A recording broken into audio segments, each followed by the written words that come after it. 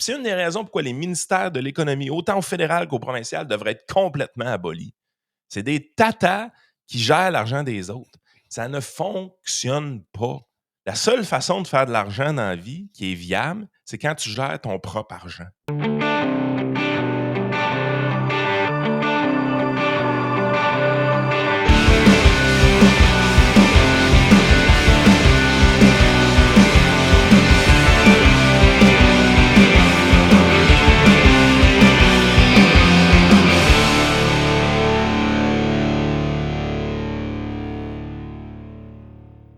Hey, bienvenue dans ton Yann et Frank. Aujourd'hui, les rats quittent le navire. Ben oui, premier départ annoncé à la CAQ. Ben, on s'en doute. Normalement, tous les partis politiques vont être un peu exposés à ça, veux pas, parce que les élections municipales s'en viennent. Donc, les élections municipales, c'est partout au Québec en même temps, c'est au mois de novembre. Les lancements de campagne se font à la mi-septembre à peu près. Fait que là, si on regarde ça, on est le 4 septembre. Si tu n'as pas encore annoncé que tu te présentais, il commencerait à être temps. On sait que ça l'a brassé à Ville-Saguenay. La mairesse a été un peu pointée du doigt. Et André Laforêt, qui est présentement la ministre des Affaires municipales, a On s'en va annoncé ou municipal. annonce. Hein? La ministre des Affaires municipales s'en va municipal. Oui, exactement. Annoncerait qu'elle s'en va, autrement dit. Parce qu'il y a un caucus de députés, là, il y a le remaniement ministériel qui s'en vient. François Legault annonce les bonnes nouvelles à tous ceux qui vont être promus, annonce les mauvaises nouvelles à tous ceux qui vont quitter, évidemment. Mais il y a des gens qui placent leur pion pour le municipal. C'est le cas d'André Laforêt. Donc, la première à quitter, c'est du côté de la CAQ sans grande surprise. C'est sûr qu'à la base, ils ont plus de députés, là, fait qu'il y a plus de chances que ce soit eux. Ben oui. Mais est-ce que c'est la première? Est-ce qu'il y en a d'autres qui vont suivre? Ça, c'est la question qu'on se pose. Est-ce qu'il y a d'autres personnes qui vont être insatisfaits du remaniement de François Legault, qui vont vouloir quitter, ou encore qui vont vouloir briguer un poste de maire avec leur statut de député sortant? Il risque d'en avoir d'autres. J'ai l'impression que ce ne sera pas la seule, honnêtement. Non, ben tu sais, une qu'on sait très bien qui ne reviendra pas, c'est Gigi. Mais justement, il y avait une rumeur, justement, même dans le même journal La Presse, il y a ça 5 jours, je vous le mets à l'écran. Charette remplacerait Guilbeault au transport. Ouais, c'est pas officiel encore, Oui, c'était ça, c'est plus c'est ça, de c'est ça. rumeurs. Ça serait des informations slash rumeurs qui couraient. C'est pas annoncé encore, mais c'est des rumeurs qui courent. Donc, c'est ça. Benoît Charette, actuel ministre de l'Environnement, si je ne me trompe pas, hashtag Buzz Lightyear. C'est pas une bonne nouvelle d'avoir le gars de l'environnement qui s'en va au transport. Ouais, ça, la dernière année, surtout, où c'est que tu dis, c'est pas grave, on va perdre, on y va all the way. Là. C'est ça. Fait que, puis on mettrait, me semble, si je me souviens bien, j'avais lu dans l'article qui mettrait, ouais, c'est ça. Il mettrait Christine Fréchette comme vice-première ministre. Hey, écoute, Pascaro, là, elle monte en grande, elle monte en grande. Elle a remplacé Fitz, le super ministre de l'Économie, s'en va vice-première ministre. Elle doit être docile pour François Legault. Hein. C'est ça qu'il veut, je pense, François. Il aime pas ça, être confronté, j'ai l'impression. Ça, puis peut-être le fait aussi qu'elle savait très bien qu'à seconde que Fitz s'en allait puis qu'elle prenait sa place, elle allait servir de punching bag pour son parti, puis peut-être c'est une sorte de récompense. Garde, tu t'es servi de bouclier humain pendant quasiment presque 2 ans. Là. On va te donner une petite banane avant de partir. Là. Écoute, parce qu'effectivement, tout lui pète d'en face un peu. Là, je veux pas. Elle est prise dans l'histoire d'un Nordvolt qui n'est absolument pas son dossier. Là, veux pas. Mais le gouvernement essaie de s'en sortir du mieux possible, mais ça va pas super bien du côté du dossier de Nordvolt. Non, ben écoute, je sais pas si tu veux qu'on passe un peu un extrait du reportage là-dessus. Là, c'est ça. Parce qu'on a un peu effleuré le sujet avec José hier, mais je l'ai quand même mis prêt aussi. Ça dure même pas une couple de minutes. Vas-y. Ouais, annoncer là-dessus. Le projet Node-Volt, symbole des grands espoirs de la CAQ pour la filière batterie, ne verra finalement jamais le jour en Je sais pas. Montérégie. Après des mois de revirements, d'incertitudes, la ministre Christine Fréchette met fin au financement de l'entreprise. Yves, elle compte About récupérer time. le plus possible l'argent qui avait été investi dans le projet, mais ce qui a été fait est fait. Ah, c'est exact, Julie. D'ailleurs, ce soir, je suis toujours en direct du site Nordvolt, près de la rivière Richelieu, en Montérégie. Tu parlais d'argent dépensé dans ce projet qui vire au gâchis. Regarde le tableau qui apparaît à l'écran parce que le gouvernement du Québec a quand même déboursé plus d'un demi-milliard de dollars. 240 millions, Julie, en prêt garanti pour l'achat du terrain qui se trouve derrière moi ici à McMasterville. Mais les sommes perdues, elles, s'élèvent à 270 millions de dollars. C'est ce que le gouvernement a injecté, justement, dans l'entreprise mère qui se trouve en Suède. Il y a beaucoup de réactions. Hey, ça, Un c'est résumé fou, avec ça. ce reportage. Mardi après-midi, il y avait encore de Ah, tu l'activité peux sur le site de l'arrêter. Nord. Ah ouais. Juste les chiffres, c'était Ah non, c'est juste fou. malade. Mais moi, qu'on a envoyé de l'argent à Maison Mère en Suède, je trouve ça capoté. La même qui s'était mise, qui a fait faillite, puis qui s'est mis à l'abri de ses créanciers il y a quoi, genre 6 mois de ça, là. Puis tout le monde dit: ah, c'est correct, c'est normal, on fait Puis, attention. rappelons que le fameux terrain de 240 millions acheté à Luc Poirier, je veux dire, Luc Poirier avait acheté ce terrain-là 20 millions. Ah non, Luc Poirier, autant que, tu sais, pas des mauvaises intentions, mais maudit qu'il doit rire un matin, hein, ou hier, surtout. Ah, puis il est mort de rire. Je veux dire, ça a été la négociation la plus fastidieuse et la plus facile de sa vie, là. Ça n'a aucun sens d'avoir réussi à faire ce qu'il a fait. C'est un coup d'argent incroyable qu'il a réussi. Tant mieux pour lui. Moi, je blâmerai jamais Luc Poirier dans cette histoire-là, mais je veux dire, ils sont tellement amateurs dans leur négociation. Moi, je me rappelle de l'article de Thomas Gerbet de l'époque, il était vraiment fascinant. Nordvolt, là, tout le monde fait son offusqué, tout le monde pile sa peinture un peu, puis dit hey, ça n'a pas d'allure, le gâchis du gouvernement du Québec, tout ça. Mais il n'y avait pas beaucoup de monde à l'époque qui disait que ça allait être un fiasco. Il y en avait quelques-uns, une couple de fatigants à droite de l'échiquier politique. Il y avait les gauchistes, eux autres, ils n'étaient pas d'accord avec le projet, mais c'était parce que c'était pour des raisons environnementales. Ils allaient couper des arbres sur le terrain. Là. C'était absolument pas parce qu'on mettait vraiment trop d'argent dans un projet green. C'était pas ça l'idée. C'était vraiment qu'ils ne voulaient pas qu'on coupe des arbres. C'était des affaires, là, le terrain, c'était un beau terrain, puis là, les milieux humides, puis tous les petits niaisages de gauche d'habitude. Mais il n'y avait personne qui s'opposait ou presque à ce projet-là. Moi, je me rappelle d'une entrevue épique entre un genre de débat entre Daniel Breton, Vincent Gelozo au show de Patrice Roy, qui avait été tout simplement incroyable. Ah, tu l'as sorti l'extrait? On va le sortir, je pense. Ouais, ouais, Faut parce qu'on que, réécoute ce morceau-là. C'est un morceau d'anthologie. ouais, ouais, malgré le son de marde de Vincent que Radio-Canada y avait mis, là, on est un peu dans. On pense toujours d'ailleurs que c'était un peu prévu. Mais je ne mettrai pas ça dans l'entrevue au complet, mais juste c'est la première intervention de Vincent qui est. Écoute, ça prédit l'avenir, en fait. Oui, mais c'est aussi ce qu'on a fait dans le passé au Québec. Il n'y a aucune différence présentement entre le Gérald Tremblay, qui était ministre de l'Industrie dans le temps qu'il était libéral, et Pierre Fitzgibbon, puisque le premier nous avait donné et promis des projets historiques qui ont floppé à toute fin pratique, comme tous les autres projets qui nous ont été dits historiques. Et on peut nommer une litanie de celles-ci, la Métaphoria, Gaspésia, Magnola, la cimenterie mécaniste, Sidbeck, Trécophile, Cité du commerce électronique, même l'industrie automobile a été subventionnée par le gouvernement québécois. Et dans tous ces cas-là, ça a été des flops monumentaux qui ont juste alourdi le fardeau fiscal des Québécois et qui ont créé une dette qui était plus importante pour les générations futures. Si on pouvait subventionner notre chemin vers la prospérité, on le saurait.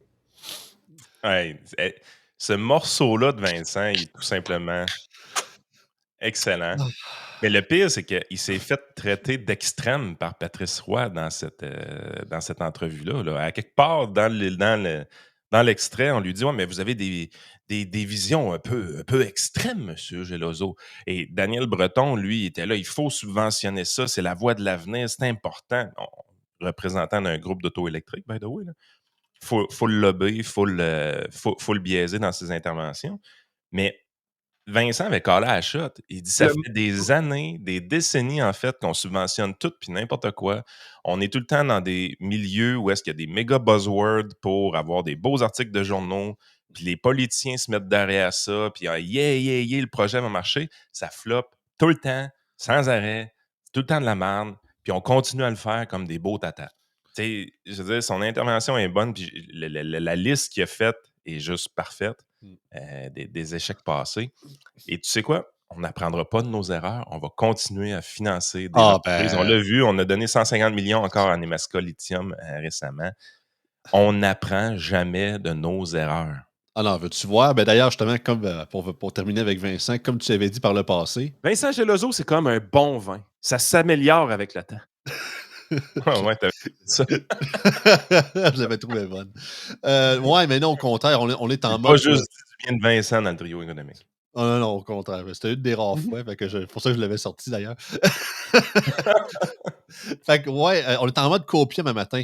Article de la presse, la filière batterie demeure porteuse pour le Québec. Non. Ferme Dit la shop. de Yvan Clich, spécialiste en énergie, fellow au Centre d'études de recherche internationale de l'Université de Montréal. Le Cirium, pour ceux qui veulent savoir c'est quoi. Donc, échec du projet de Norvolt ne doit pas faire perdre des vues les atouts du Québec dans le secteur, exprime le spécialiste. Hashtag les experts. Mais La- s'ils veulent mettre leur argent là-dedans, moi, pas de problème avec ça. Ah non, c'est ça. Mais pas le mien, hostie. C'est ça. Mais pas mon cash à moi. Viens pas me taxer pour mettre de l'argent dans ces compagnies de merde-là. Je veux même pas en mettre moi-même. Peux-tu pas mettre mon cash sans ma permission dedans? Malgré cet Si, échec. Ouais. je veux dire, j'en ai des REER, j'en ai des CELI, j'en ai des régimes d'épargne études. Je mets pas une crise de scène là-dedans. Pourquoi tu me forces à en mettre? Non, non, c'est complètement fou. Là, parce qu'ils pensent encore qu'il y a une vague reliée à ça. T'sais, malgré l'échec, l'abandon de Norvolt ne doit pas servir de prétexte pour discréditer l'ensemble de la filière batterie, qui demeure plus pertinente que jamais. Non. Trois éléments méritent d'être soulignés sur le dossier. Le stockage énergétique. Primo, la filière de batterie reste prometteuse. Même après une dernière décennie de croissance fulgurante, le secteur du stockage énergétique pourrait encore être multiplié par 10 d'ici 10 ans. Ouais, mais Égal- les Chinois sont comme bons là-dedans déjà. Puis si c'est si hot que ça, hey, ça a été multiplié par 10. Chris, c'est un bon investissement. Mettez votre cash à vous autres. Pas le mien. Pas compliqué. Chris, ça a l'air fantastique comme investissement. Mets ton cash à toi. Mais pas le mien. Non, c'est ça. Du côté Je veux dire, résidence. si c'était si hot que ça, là, man, tout le monde mettrait son argent volontairement là-dedans. Voyons donc. Ben ouais, voyons, non, ça serait bien trop facile. Pourtant, il faut se convaincre d'embarquer là-dedans. Il dit Tu du lis côté. ça, puis ça a l'air facile de faire de l'argent comme jamais. Écoute, je travaille dans l'investissement depuis un Christy de bout. C'est vraiment, vraiment, vraiment facile de faire de l'argent en bourse. Tout ce que tu as besoin de faire, c'est que tu mets ton argent dans des compagnies de merde, puis ça fait x10. Un peu comme l'affaire que tu mets tu mets $1 en culture puis il en ressort 8, là, ou 4, je sais plus trop. Là. Fitzgibbon, il a mis combien de son argent personnel dans ses projets de merde? Je suis pas sûr qu'il en a mis On l'a beaucoup. jamais Moi. su, hein? Ouais. Il doit être pas mal proche de zéro. Il a mis beaucoup de chéquiers des contribuables là-dedans. Sinon, il dit du côté résidentiel, l'essor des panneaux solaires individuels, par exemple, grâce au programme de soutien d'Hydro-Québec prévu pour 2026, incitera sans doute des citoyens à se doter de batteries domestiques pour stocker leur surplus de production ou le vendre au réseau, sinon pour parer les pannes de plus en plus perturbatrices. Enfin, l'industrie automobile poursuit sa transition vers le véhicule tout électrique hybride. Ah, on revient vers l'hybride, là, on n'est plus dans le tout électrique. Là, c'est-tu véhicule tout électrique ou c'est hybride? Ou Ben, c'est hybride, ça. OK. Ouais, mais c'est justement, ça s'en va un petit peu plus vers l'hybride. Des plus petites batteries un peu, l'hybride, là. Ouais, moins lourd, Puis, puis aussi plus abordable aussi. puis l'affaire dans tout ça, là, c'est le même défaut qu'on voit souvent en investissement, puis c'est un peu pourquoi les gens tombent un peu dans des raquettes ou des fraudes ou des affaires de même.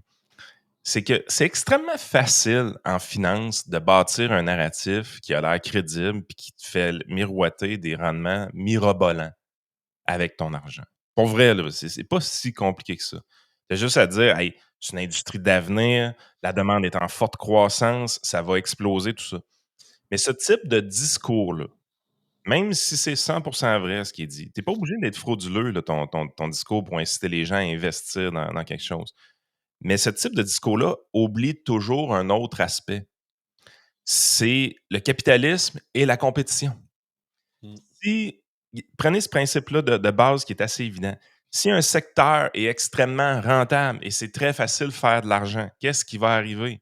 Le niveau de compétition va augmenter rapidement parce que les gens vont se dire une bonne marge de profit ici, c'est quand même facile de faire de l'argent, la croissance est phénoménale, je veux mettre mon capital dans ce secteur-là. Fait que naturellement, si on parle d'un secteur d'avenir qui est réellement avec un potentiel incroyable, le capital va aller naturellement vers ce venture-là et il peut même en avoir trop de capital. Ce que ça va faire, c'est qu'on va financer trop d'entreprises qui vont se battre pour la même tarte, puis éventuellement, il y a de ces entreprises-là qui vont trop dépenser d'argent et qui vont faire faillite et qui vont échouer.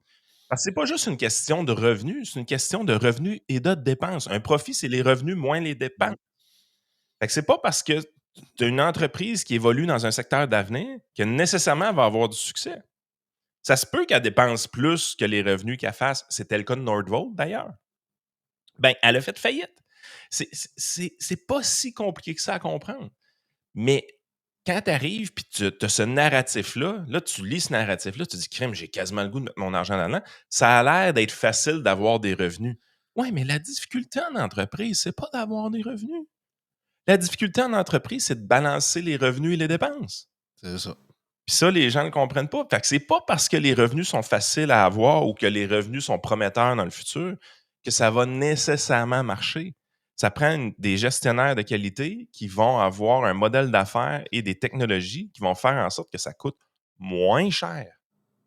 Mais ça, c'est la compétition qui arrive avec ça. Donc, si l'argent est trop facile à faire, il va y avoir forte compétition, peut-être même jusqu'au point où il n'y a plus de profit à faire réellement parce que les prix sont trop bas, puis éventuellement, il va y avoir plein de faillites, puis il va y avoir de la consolidation, des fusions, des acquisitions, jusqu'à ce qu'il y ait un nombre de joueurs en équilibre qui font suffisamment de profit, mais pas trop, puis qu'éventuellement, l'industrie devient un peu plus mature.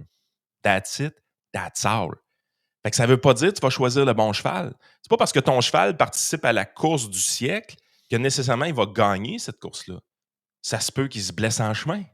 Ça se peut qu'il se plante, même si c'est la course du siècle. Mais ça, on n'arrive pas à comprendre ça. L'investissement, là, c'est pas mal plus complexe que ce qu'on nous met dans les journaux. Il y a toujours un risque. Ils ne comprennent pas.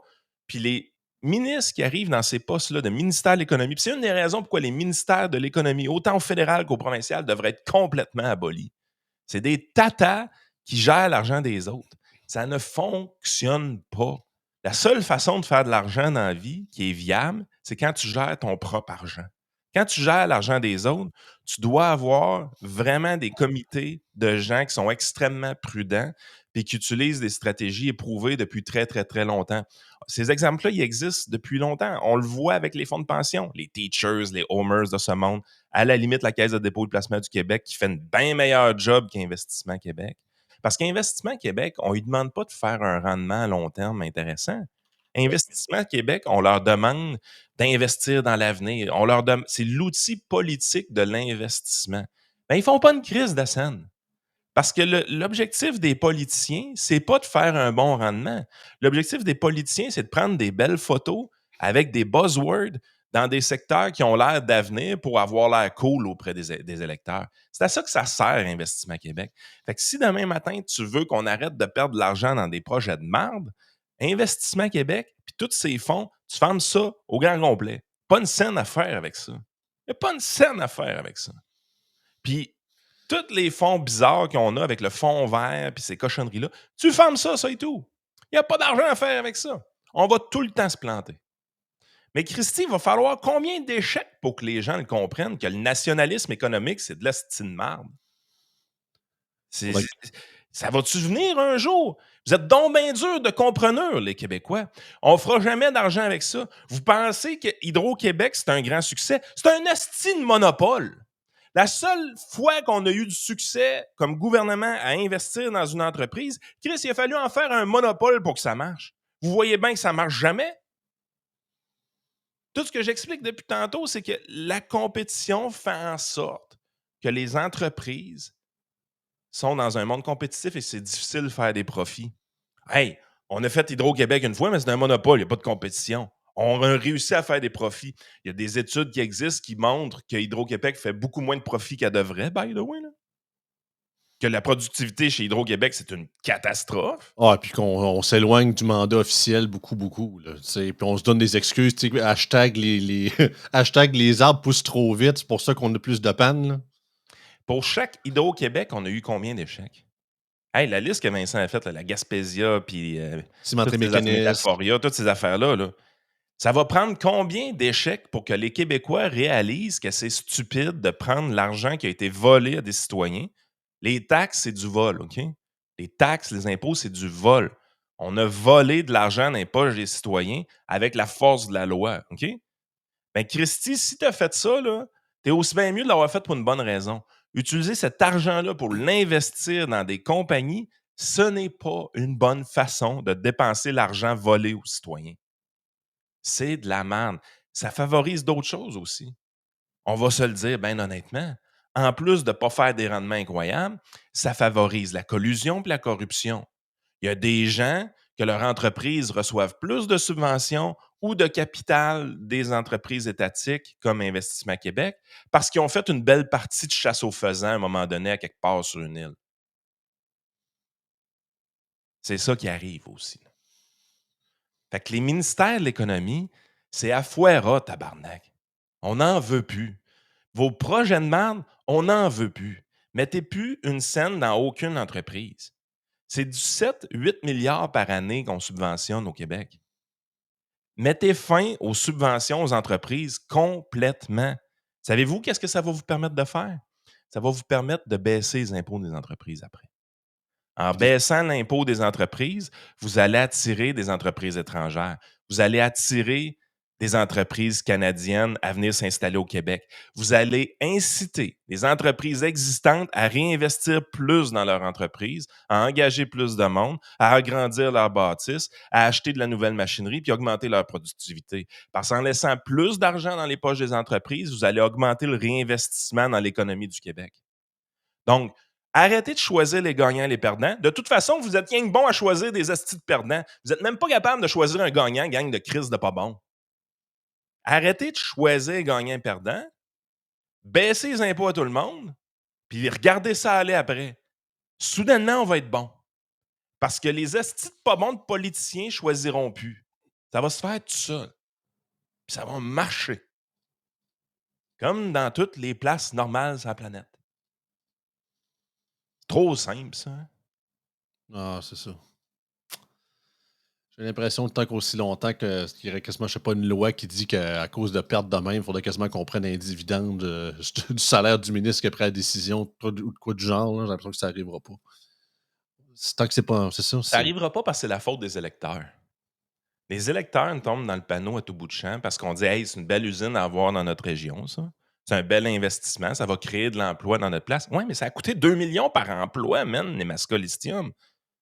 Chris, on va faire des chèques au monde tant qu'à ça. Ben oui, à l'époque, je m'en rappelle, avant même que la CAQ soit élue, il y avait le fameux projet Appuyat là, dans le coin, je pense, de la Côte-Nord. Là. C'était comme une affaire pour des éoliennes, je pense. Puis c'était, en tout cas, c'était un projet conjoint avec les communautés autochtones de la place. Mais le problème, c'est que ça coûtait, c'était genre 20 emplois de majoritairement des gens issus des communautés autochtones, mais c'était justement à coût de je sais pas combien de millions l'emploi. Ah, vous êtes contre les projets autochtones, c'est pas d'être contre les projets autochtones, crime, ça coûte un bras. C'est pas rentable, zéro open bar. Que ce soit autochtone, Unijambis ou CRI ou whatever. C'est pas ça le point. Hein. J'ai Non. essayé ici voir le projet Appuyat. Il s'agit d'un parc éolien de 200 MW développé en coparticipation entre les Inuits, via la société en C'est commandite ça. Appuyat, ce que tu disais, et Boralex, 50% chacun. C'est ça. Il est situé sur le territoire traditionnel Nitassinan de la Première Nation. Ok, je ne prononce pas le nom. À proximité de Port-Cartier. OK, c'est bon, c'est intéressant. On a mis combien d'argent là-dedans? Beaucoup trop, je pense. En tout cas, là, Environ 300 emplois pendant la construction, environ 10 emplois permanents. c'est ça. L'estimation initiale était d'environ 600 millions de dollars. En 2025, Boralex a confirmé des dépassements de coûts de l'ordre de 48 millions, attribués aux conditions difficiles, neige, hiver rigoureux. Mais le taux de rendement interne reste conforme aux attentes. OK. Et on a mis combien d'argent là-dedans, le gouvernement? Un contrat d'achat d'électricité de 30 ans a été conclu pour Hydro-Québec. Le taux d'achat est d'environ 6 cents du kWh, ce qui fait le parc éolien le plus compétitif au Québec à ce jour. OK, on a subventionné combien au Québec? Hey, écoute, c'est assez n'importe quoi. En 2018, Hydro-Québec, blablabla, ça c'est bon. Un contrat d'achat ferme d'électricité. La subvention prend la forme d'un engagement public à acheter l'électricité produite, ce qui sécurise les revenus et permet de financer la construction. Environ 600 millions. C'est pas les pires deals, ça, honnêtement. Non, c'est pas pire que Nord. C'est moins pire que Nordvolt, mais ça Il n'y a reste. pas de subvention directe là-dedans. OK. Est-ce que c'est ça pour 10 emplois fermes? Je ne sais pas qu'il y en avait eu 300 pour la construction, c'est tel que tel. Là. Non, mais c'est 10 emplois. C'est peanuts, là. Surtout en plus, en tout cas, je ne sais pas si ça a changé, mais à l'époque de Michel Morin, il n'arrêtait pas de dire que l'industrie éolienne au Québec, toute l'électricité qu'on rachetait, on la vendait à perte. Ou on la produisait à perte, je ne me rappelle plutôt laquelle. En tout cas, je sais que c'était une des raisons pourquoi c'était très peu profitable, c'est qu'on la vendait quasiment en dessous du prix coûtant, hein. Ben, c'est parce qu'il y était un temps que l'électricité coûtait 13-14 cents à partir d'éoliennes. Fait que, effectivement, tu la vends à perte parce que ton coût que tu vends au Québécois est autour de 7 sous à peu près. Là. Mm. Il y a des places dans le monde, l'électricité s'achète à 20-22 sous, mais au Québec, on la vend pas très cher. Là. On subventionne volontairement. Fait que c'est un peu ça. Écoute, une couple d'autres projets. Il y a quand même, dans le monde de la finance, il se passe de quoi d'assez spectaculaire. Google, le titre a augmenté en bourse de quasiment 10 Puis la raison pourquoi, c'est qu'il y avait une grosse poursuite qui planait sur Google depuis un certain temps. On essayait de scinder la compagnie en deux. Autrement dit, on voulait qu'ils se débarrassent du logiciel Chrome, par exemple, qui est le recherche, pas la recherche, mais l'explorateur Internet. La raison, c'est qu'on disait qu'il y avait une forme de monopole avec Google de ce côté-là. Le fait que Chrome soit très lié à Google, tout ça, fait qu'ils voulaient séparer ça. Donc, scinder la compagnie en deux. On utilisait des lois qu'on appelle antitrust. Ça, c'est des lois un peu louches qui sont interprétées souvent assez de manière spectaculaire, qui disent que il faut qu'il y ait suffisamment de compétition, donc tu ne peux pas exercer un monopole. Puis s'il y a un monopole, on va briser les compagnies pour s'assurer qu'il n'y ait pas de monopole, ainsi de suite. Ce qui a sauvé les faufounes à Google, c'est l'intelligence artificielle. Carrément, parce que les gens anticipaient qu'éventuellement Google allait perdre ce dossier-là, devrait éventuellement se séparer de Chrome et Chrome serait une business à part, par exemple. Puis finalement, ça ne s'est pas arrivé parce que soudainement, tu sais, avant ça, l'engin de recherche numéro 1, c'était Google. Le deuxième, c'était quoi? Bing ou Yahoo, genre, mais crime, personne ne se servait de ça ou Ah presque. non. Puis c'est que je m'en rappelle, je pense que j'avais 6 ans au primaire quand Google est arrivé à notre école primaire. Tu sais, genre, je me rappelle, ma prof, elle dit il y a une nouvelle affaire de recherche, parce on allait dans la salle d'ordi, on s'en rappelle avec nos bonnes vieilles disquettes de l'époque. Puis elle disait une nouvelle affaire, ça s'appelle Google. Puis c'est même ça arrivé, puis depuis ce temps-là, bien évidemment, c'est devenu Moi, je me chose. rappelle de l'entrée en bourse de Google. Écoute, je suis à l'université à ce moment-là, si je ne me trompe pas.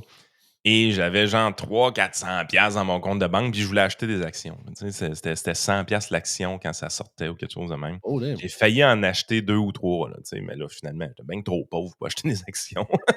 Mais on s'entend que si tu en aurais acheté, je pense que tu aurais fait ton argent, hein, en tout cas. Oh, ouais, non, ça aurait été rentable, mais j'ai déterminé que c'était plus important de me nourrir que d'acheter des actions de Google Je à ce comprends. moment-là. Lors de la pyramide de Maslow, je n'étais pas rendu là. Tu sais. Mais j'ai déjà pensé à acheter des actions de Google à l'époque.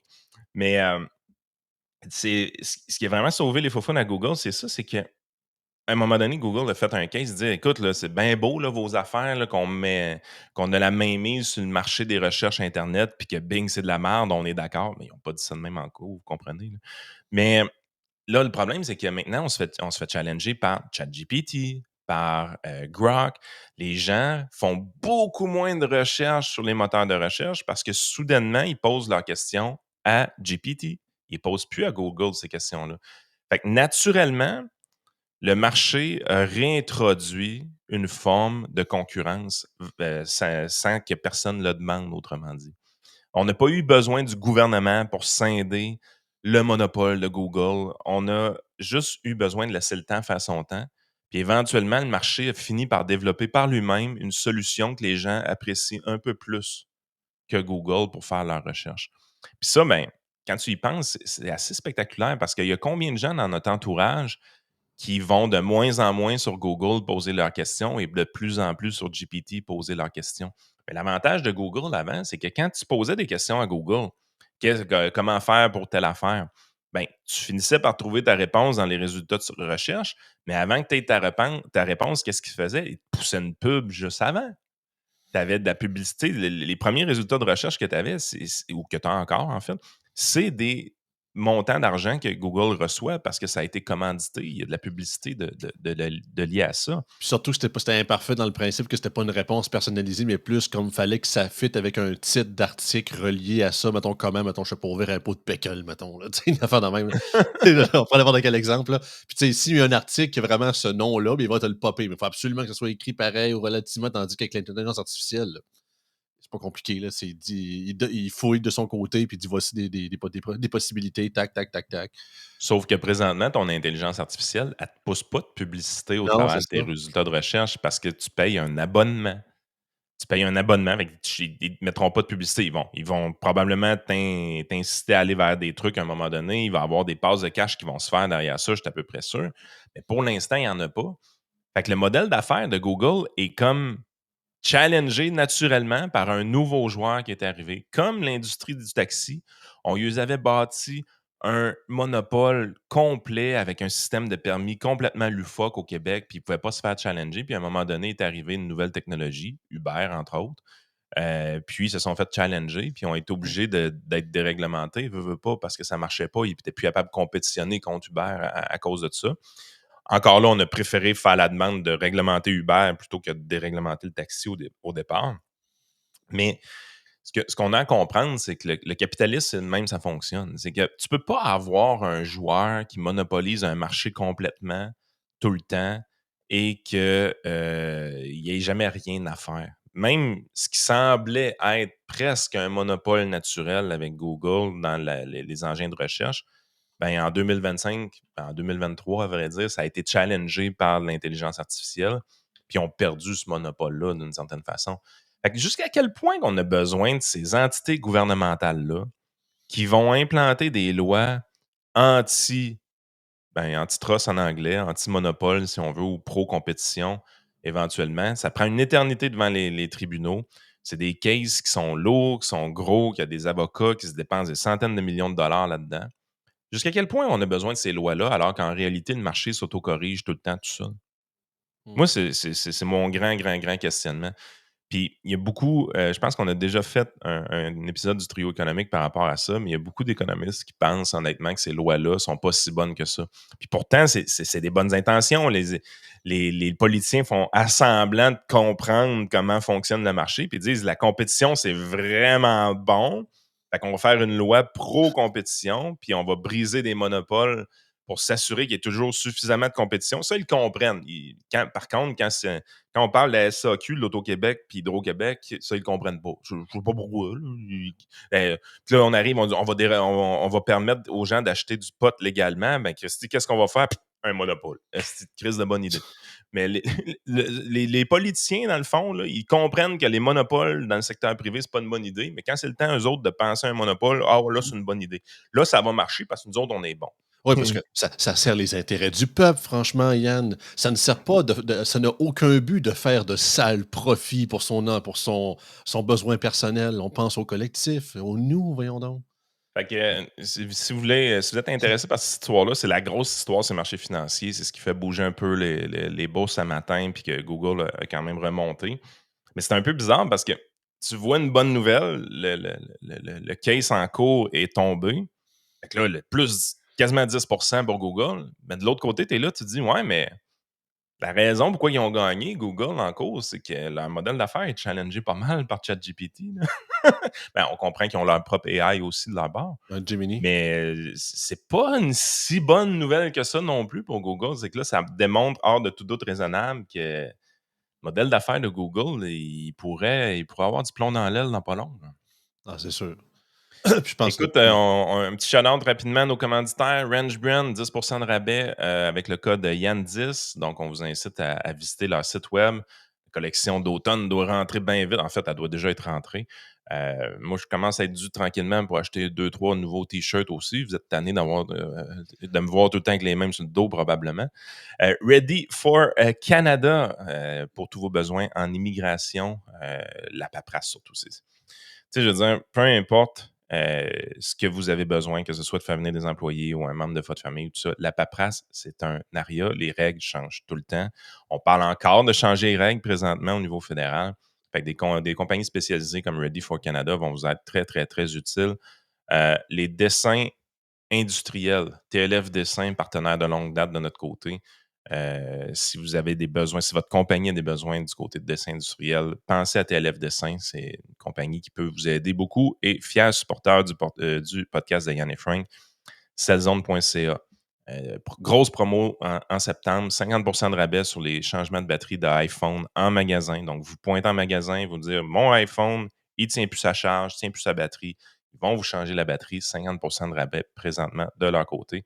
Et finalement, Naya. T'es tanné du Québec, tu veux crisser ton camp, va virer sur le site de Naya. Il y a des solutions pour toi. Éventuellement, si tu veux avoir le guts de partir, ben, Naya peut t'aider. Puis Ah, ouais. peut-être un petit shout-out aussi de mon côté rapidement avant d'aller sur Patreon. J'en avais parlé au Patreon, mais pour ceux de la partie gratuite, vous allez pouvoir l'entendre parce que ça se trouve être en fin de semaine. Je partage ça à l'écran très rapidement. Mettre ça ici, peut-être plus comme ça. Vous savez, c'est ça, je me présente comme conseiller municipal avec la gang de respect citoyen pour la Ville de Québec et on organise notre lancement de campagne qui est ça samedi en fin de semaine, qui est carrément un spectacle d'humour gratuit, désormais ouvert pour toutes les gens, que vous soyez de la région de Québec ou pas.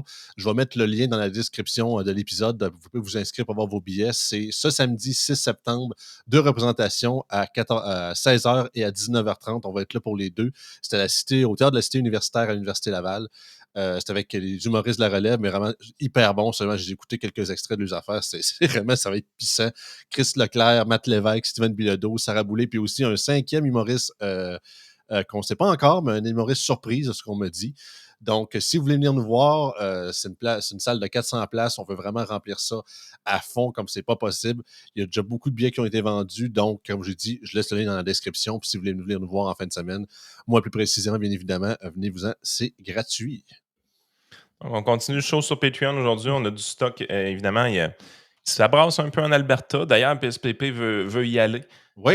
Sam Hamad, je veux qu'on parle un peu de Sam Hamad. La job de bras qui lui est faite dans les médias sans arrêt, man, c'est à tous les jours. Ah non, l'œil de Sauron est sur sa campagne. Ils ont engagé quelqu'un pour fouiller son Facebook puis à le scruter. Je commence à avoir de la pitié pour lui. On s'en va sur Patreon discuter de tout ça.